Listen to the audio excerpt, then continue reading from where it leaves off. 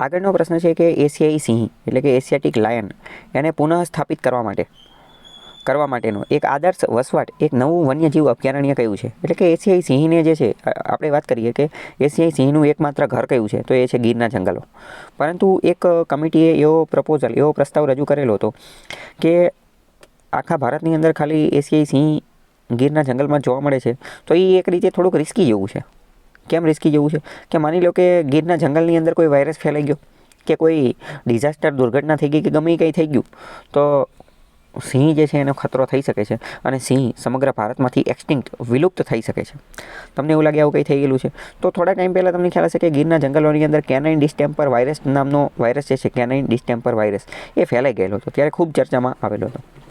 એની પછી નક્કી કર્યું કે આપણે કામ કરીએ કે થોડા ઘણા સિંહ જે છે એને બીજે કંઈક ટ્રાન્સફર કરી દઈએ. તો આવી એક પ્રપોઝલની બધી વાતોચીતું એ બધું ધ્યાને લીધેલું હતું. પણ હવે આમાં કેવું હોય કે કોઈ એને બીજે ટ્રાન્સફર કરવું છે તો કંઈ એમાં આ કંઈ ઘર બદલવાનું નથી કે હાલો ને કે અહીંયા મૂકી દઈએ તાત્કાલિક. કોઈ પણ આ વન્યજીવ જે છે તો એને બીજી જગ્યાએ ટ્રાન્સપ્લાન્ટ કરવાનું છે, બીજી જગ્યાએ ટ્રાન્સફર કરવાનું છે, તો એની માટે અભ્યાસ કરવો પડે. કેવો અભ્યાસ કરવો પડે? એનું નીચ જોવું પડે. એનું નીચ એટલે શું, એ આપણે બહુ પહેલાં જોઈ લીધેલું છે.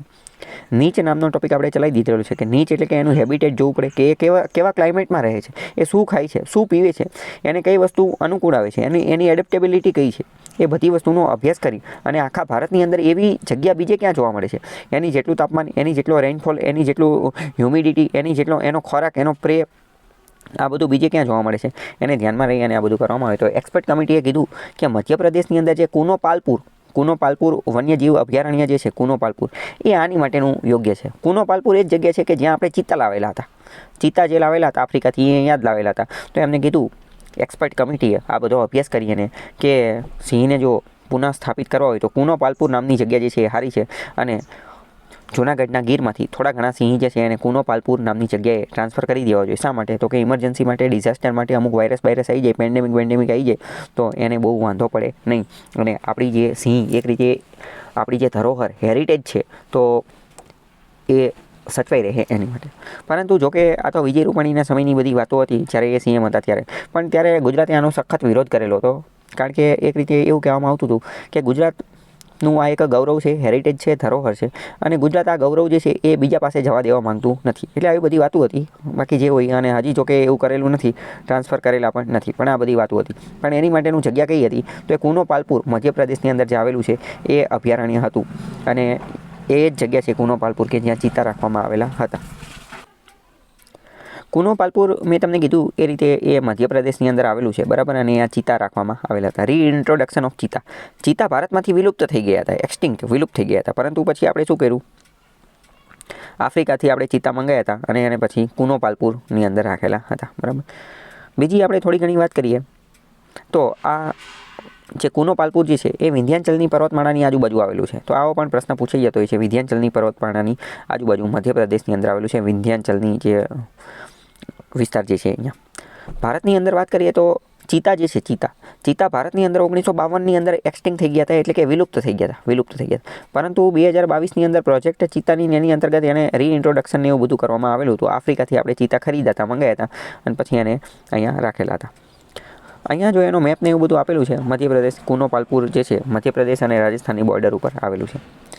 અહીંયા નવરાદેહી નામનું એક બીજું સેન્ચુરી અભયારણ્ય જે છે એ પણ જોવા મળે છે.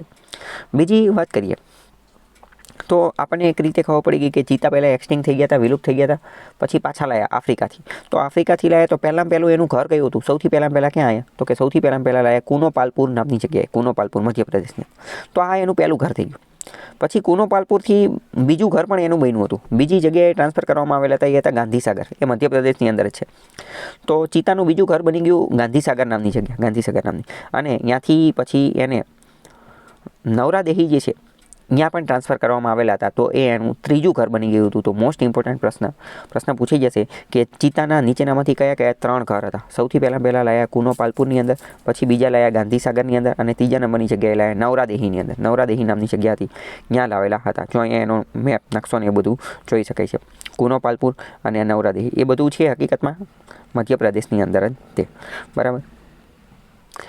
અને આ ઉપરાંત આપણે વાત કરીએ તો આ એના 3 ઘર થઈ ગયા. અને ગુજરાતના કચ્છની અંદર બન્નીના ઘાસના મેદાનની અંદર પણ ચિત્તાને લાવવાની બધી વાતું જે છે એ ચાલી રહી હતી. બરાબર. તો અત્યારે મુખ્યત્વે એના ઓફિશિયલ 3 ઘર કયા કયા છે? તો એના ઓફિશિયલ 3 ઘર છે. પહેલા નંબરનું કયું? કુનો પાલપુર. બીજું કયું? ગાંધીસાગર. અને ત્રીજું નવરાદેહી. ત્રણેયના નામ તમને ખબર હોવી જોઈએ.